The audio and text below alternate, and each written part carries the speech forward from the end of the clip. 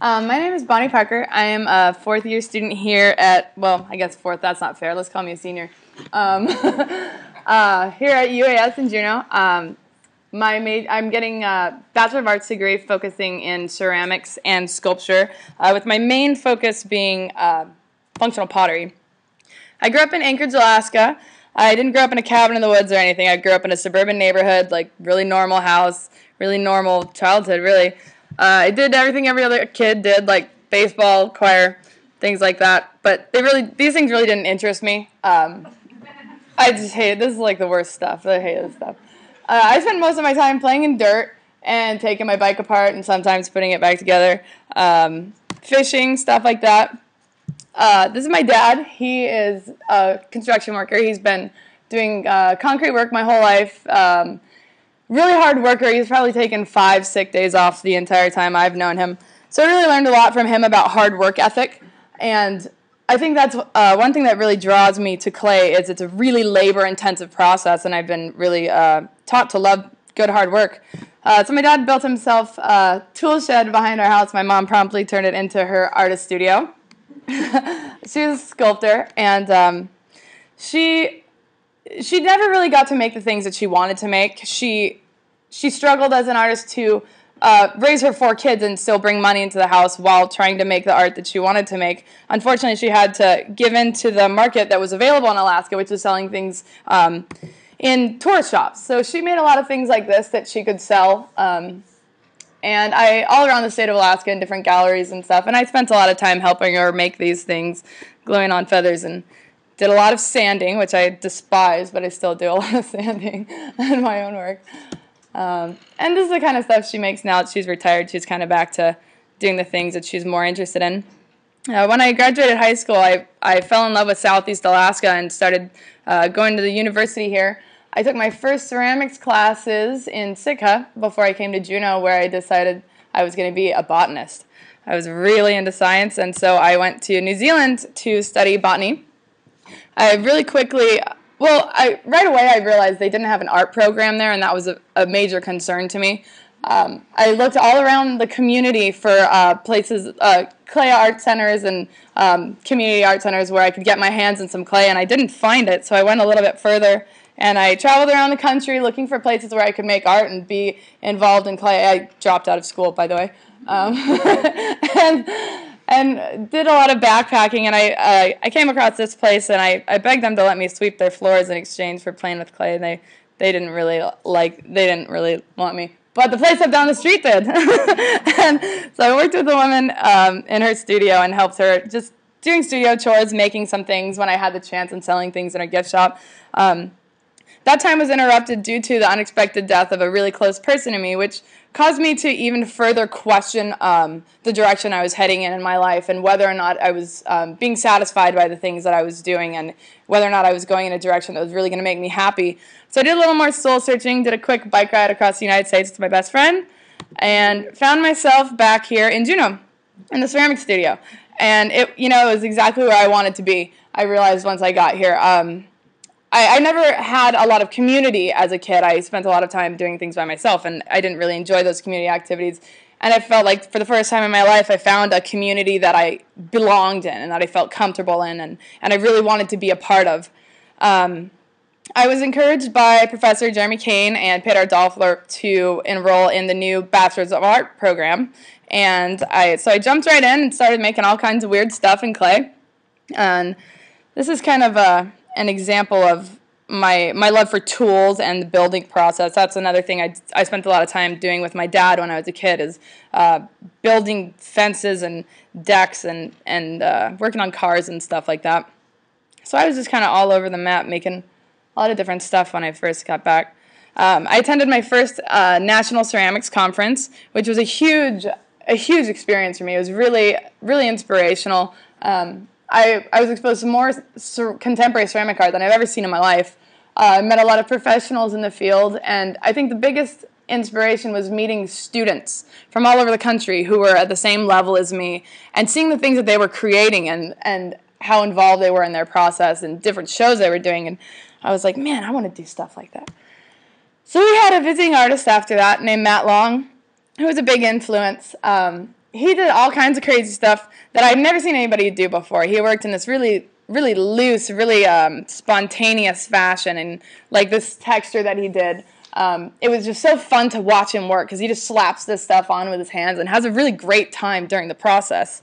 And he also does a lot of atmospheric firing, which means essentially introducing an element into the atmosphere, the fire, or the air inside of the kiln that is going to coat the pots and create the colors and the flashing and the texture that you're seeing on this pot. Things that can be introduced into an atmospheric firing are wood ash, soda, or salt. And those are all things that I'm really interested in doing.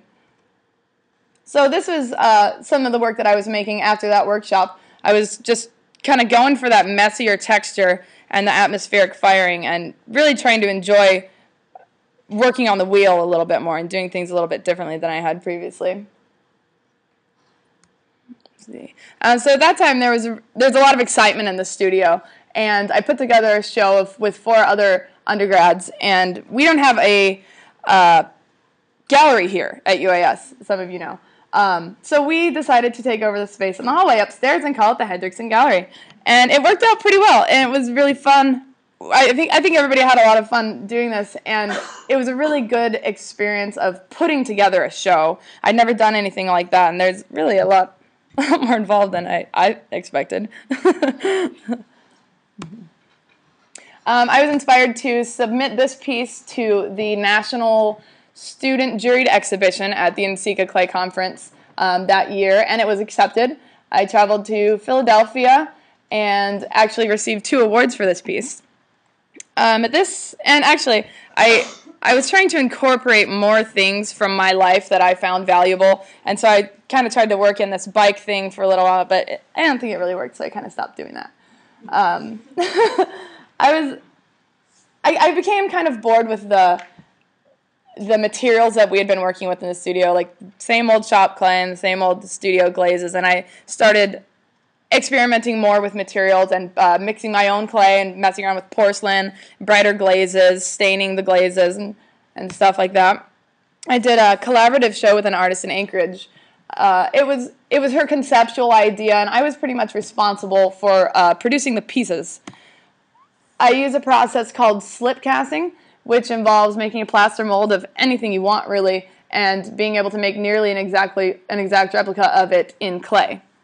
So I made a lot of pieces that she would use in her daily life, and it was a really fun process. I really enjoyed it a lot, and so I took this stuff out of that show, kind of out of context, and kept going with it for a little while, and making things like this. I really like the idea of celebrating these objects that I use every day in my life, and they may not be things that you think about very often, but they're very important in, just your quality of life, really. Like a pair of Extra Toughs. Everybody here in Southeast Alaska knows these are really important. If you didn't have these, you'd have wet feet all the time. It would suck. They're a big deal. So celebrating these objects that a lot of us don't really notice as valuable, I really enjoyed that. This guy's name is Tom Rohr. He was a big influence of mine. I unfortunately never got to meet him before his sudden death, I think in 2009. He was my professor's professor. And when he passed away, they put together kind of a wood fire conference, you might call it. A lot of people came from all over the country and met at the University of Alaska Fairbanks, where he used to teach. And it's kind of a celebration of his life, but everybody brought work from everywhere that they came from, and we fired 4 wood kilns and ended up auctioning all of these pieces for a scholarship fund. And just the fact that everybody came together for their comrade or their peer, or these people all met in a studio 15 years ago, and for everybody to still be so involved with each other, I felt that sense of community was so strong, and I knew that it was a group of people I wanted to be a part of for the rest of my life. This is an example of Tom's work. He does a lot of wood firing. I think what I really like about Tom's pieces is they appear very simple, but as any potter would know, these are pretty complicated forms. There's at least 3 or 4 pieces of this, and they all connect together very simply, as if they were all born from one piece of clay. And I really like that a lot, and that's something I strive to achieve in my work, is that fluidity and continuity of form. Jim Brashear is another influence of mine. He's a professor at University of Alaska Fairbanks, And one thing I particularly like about Jim's work is his glazing technique. Really emphasizes the volume of the form from every angle. So for us to look at this one side of this pot and be able to follow those lines, it really gives us an idea of what it would look like from every side of the pot. And so that's something that I strive to achieve in my work as well, is really emphasizing the volume of these forms. This piece was accepted into the National Juried Student Exhibition at the NCEGA conference this spring, which I attended in Tampa, Florida.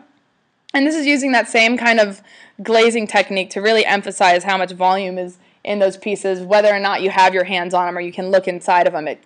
It's almost, I don't know, I want to say 3D effect, but this is Tara Wilson.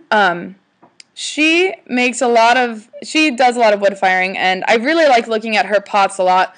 They've got a lot of life to them. She references the human figure a lot in her work, and I really strive to achieve that kind of a life and gesture and character that she gets in her work. And I really like the way that her pieces interact with each other. They're very conversational, and they're definitely meant to be together, and I think might even look a little bit silly standing alone. And so that's something I like to, I strive for in my work, is to make my pieces really connect with each other, almost like, you know, a group of people. Like this piece kind of gives me the idea of a family together in a home, and I like the idea of togetherness and community. And so these pots are a pretty good example of wood firing and the kind of, well, I guess Chelsea talked a good bit about wood firing earlier, and the way you can see the evidence of the flame pattern moving between pieces. This is a pretty good example of how the pieces relate to each other in the kiln. Also, I tend to make things really, really tight and really kind of strict forms, and I realized the process of making these things is really my favorite part. I like a finished pot as much as the next guy, but I really like the process, is why I do this. And I realized that being so anal and tight with everything was kind of driving me crazy. And so I tried to loosen up a little bit, and this is my attempt at that. And just kind of going with the flow a little bit more and doing more instinctual things and leaving my marks on the pieces that I was making, rather than trying to erase them all and make it seem like it was made out of something else. I was trying to really embrace the fact that these items were made out of clay and they came from my hands, and I really wanted to be able to show some evidence of that, and leaving my fingerprints and things like that. I really enjoy manipulating materials of all kinds. I enjoy fiber arts, welding, woodworking, stuff like that. I think what I really like the most, though, is working with materials in their raw state. So with fiber arts, I want to shear the sheep, I want to clean it, and I want to spin it, and then I want to knit it. And I want to control every part of the process. And I think that's something that really draws me to clay, is there's so many opportunities from start to finish to put your mark on something and to personalize it. From the very beginning, when you mix up your clay body, I had the opportunity to put some pink stain in this clay. So there's no glaze on the outsides of these pots. These are all bare because I really just love the raw nature of the clay. I don't use much glazes anymore. I really like for the quality of each material to really shine through. Porcelain is very luminous, very bright, very clean. And those are the things that I love about it, so I don't want to cover those up. I really want to show that. Karen Swiler is another artist I really like to look at. Her pieces are about interpersonal relationships and the way that we interact with each other, be it familiar or not. And that's something that I'm very interested in. And this is kind of my attempt at making pieces that kind of talk about my relationships with people, or any relationships with people.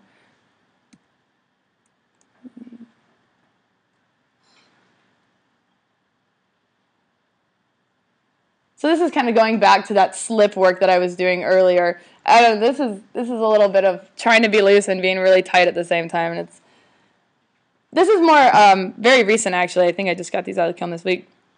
So while I was in Fairbanks, I had the opportunity to participate in a wood kiln building workshop. This kiln was going to be fired on waste vegetable oil. And I found that really super exciting because I've been involved in the recycling program here at UAS for 3 years. I'm a bicycle commuter. My environmental impact is something that is very important to me. I'm very concerned about. It's a huge part of my life, is just being conscious of that. And so to be able to have the opportunity to reduce my environmental impact while doing something that I love the most was really exciting. So I applied for a undergraduate research grant, and I got it, and I built a kiln. And that's what I spent the lot of time doing over the last few months, and it was recently finished, and we fired it 3 times in the last month, and it's going fairly well so far.